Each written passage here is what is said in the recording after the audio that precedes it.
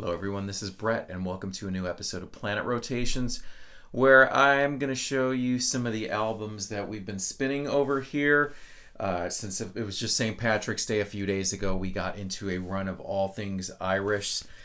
And the Cranberries, their debut album from 1993, everybody else is doing it, so why can't we?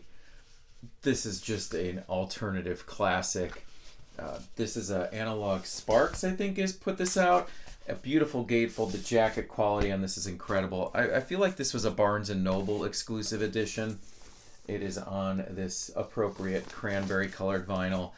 And we had just watched a movie or a show that had the closing track on it, Put Me Down. And that's such a beautiful piece. But Dreams and Linger were the big songs on here. Most of you probably know this album. The late Dolores. Just a beautiful record. The Cranberries. All right, then a bit more of an obscure Irish band. This is Whipping Boy. They're kind of, if you cross post-punk with Britpop. They were around for a short period of time in the 90s. This is the single for When We Were Young. Great, great track. Look that one up without a doubt. It is intense. And it was a single from their 1995 second album, Heartworm. And this one is also on red vinyl. The B-side is As the Day Goes. If you have not heard of Whipping Boy, which I assume a lot of you haven't, definitely check them out. Great stuff. All right, let's see what else from the Irish pile. How can you not listen to Sinead O'Connor? So I pulled these out. These are some later era ones, and most people are familiar with her second album, which had the Prince cover, Nothing Compares to You. But some of the later era, I love all of it, but the later era stuff, 2007's Theology. This is a double album, and it's a lot of the same songs done in two different sessions, Dublin and London, and there's just some achingly beautiful things on here, like Something Beautiful. If you had a vineyard, lots of great stuff on this one. And then this is 2012's How About I Be Me and You Be You. She does a super intense version of the singer-songwriter John Grant's Queen of Denmark. It's just hard hitting.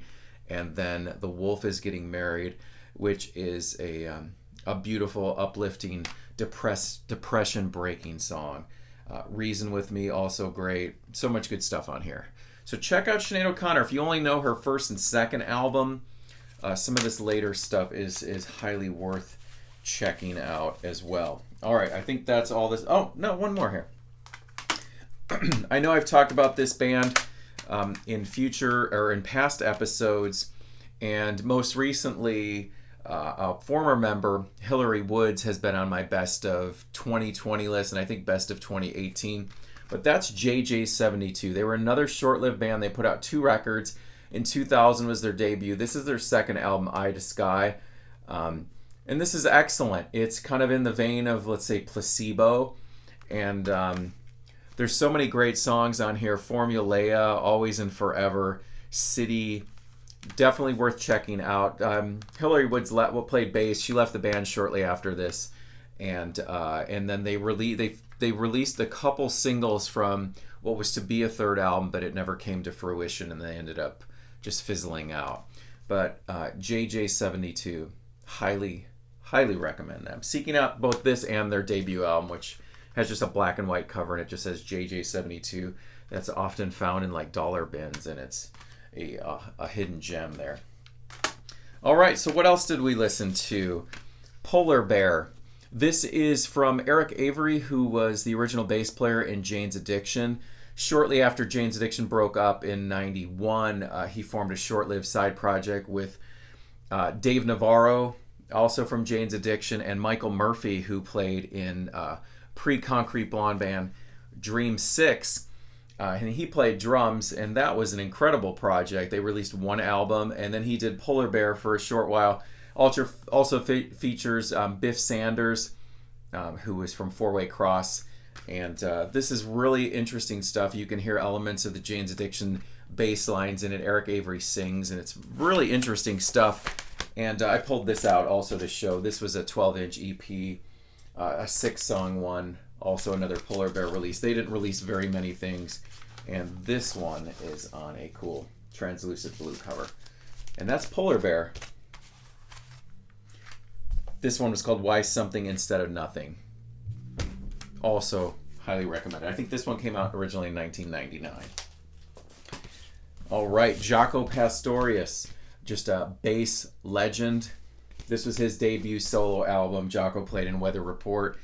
And came out in 1976. Come On, Come Over. Just a great bass riff. It's been a sound check song for me, just playing that da-na-na-na-na, da-na-na-na-na. The Charlie Parker solo bass cover of Donna Lee.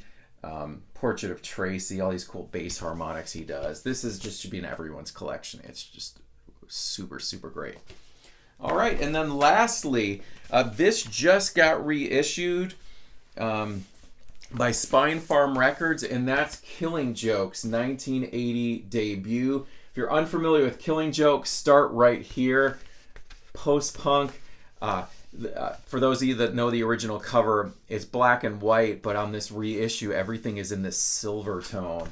They did a great job with it. There's a gatefold, and check out the vinyl on this one. It is a total black and clear split. So this just came out a couple weeks ago. It sounds great. The quality of the jacket and everything about it is top notch. That is Killing Joke's 1980 debut. All right, guys, thank you for watching. Let me know what you thought of my picks today. What have you been listening to? Leave me some comments, and don't forget to subscribe. All right, talk to you soon. Goodbye.